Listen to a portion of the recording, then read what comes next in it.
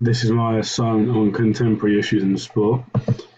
Issue one is violence, and so the first issue is in sport is violence, and it's a very big part of sport in itself. This is a significant issue as it often leads to players, fans, and police and officials, etc., getting harmed in different severities.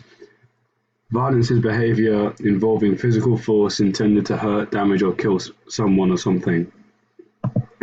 Football and rugby are both evolved versions from mob football, which is a medieval game which was originally played during ancient times and was played village to village.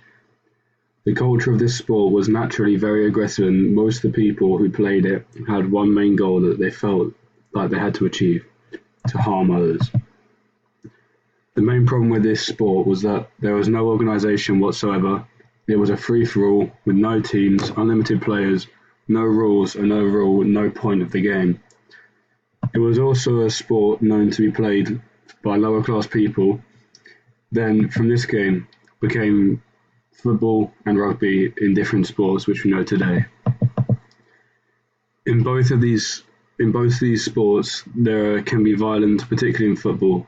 There is a vast contrast in the violence in these two sports because of the difference in their cultures, their modern cultures. For example, in rugby, players and spectators are a lot more respectful of the match officials and their decisions. This may be down to the culture or the punishment difference they have in comparison to football.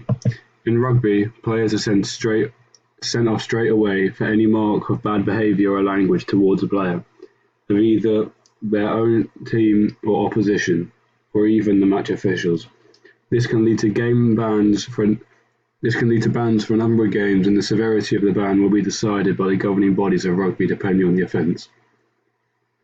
However, they can question the referee if they wish, but it has to go through the captain of their own team, who discusses the decision that has been made by the referee, and then informs the player who questioned the decision in the first place.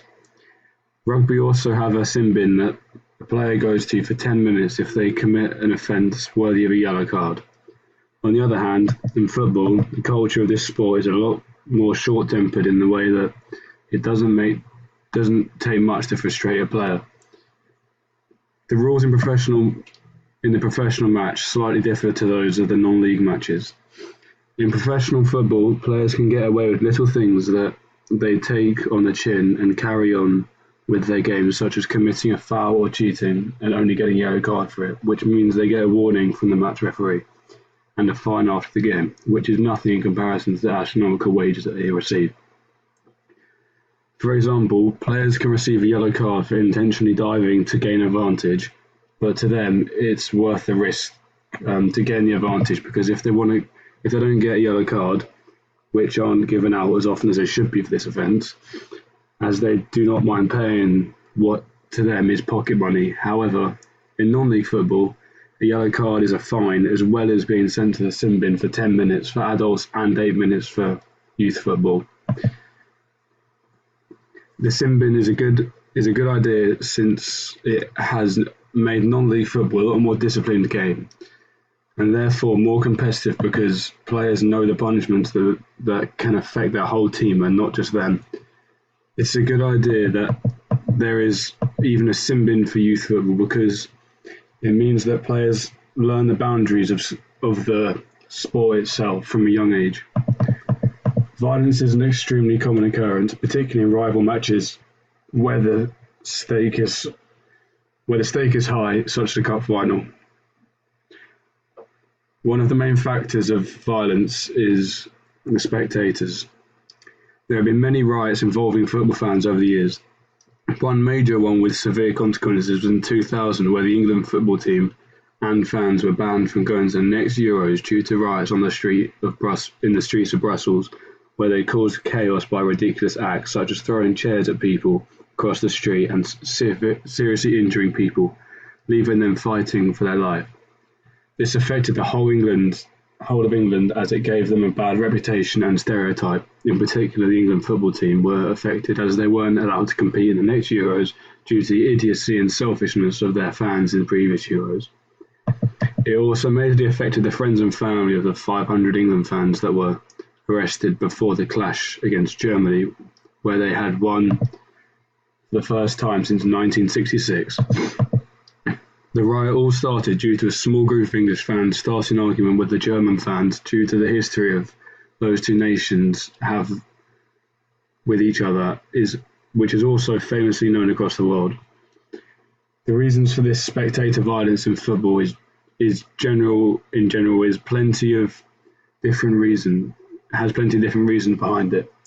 One of them being the results of matches where fans are extremely frustrated as the result of their team became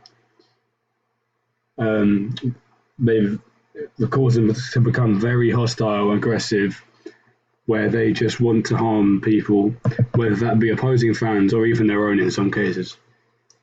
Their main focus is to cause harm to someone. This can then be transformed into a fan riot if enough people are emotionally affected by the hostile aggression shown by the individuals who started it. Another reason for spectator violence is rivalries and key matches such as the final. There are many different reasons behind spectator violence. These can include results of matches, as I've already said, and there's some cases where it can involve racism under the influence of alcohol or drugs or gangs, or even officials' decisions or escapism from their own life away from sport. For example, their job or home life. Another reason for spectator violence is that kids are learning violence and antisocial behaviour from a very young age due to being taken to football matches where these two things are happening and are demonstrated with full effect. This is meaning that children are copying them and therefore learning it, and then they go on to just repeat the actions and keep doing it as they learn when they're younger. And it just means that they're having that unacceptable behaviour reinforced in their life consistently as they get taken to these matches. This is copied from things like gangs and role models, and especially other fans that are around them when they watch the sport. This is called the social learning theory. Solutions to spectator violence have to be thought of quickly before it gives the sport in general a bad picture and name. One of the solutions that is simple to do is change the times of matches so less people go to them, meaning that there's less chance of violence between spectators.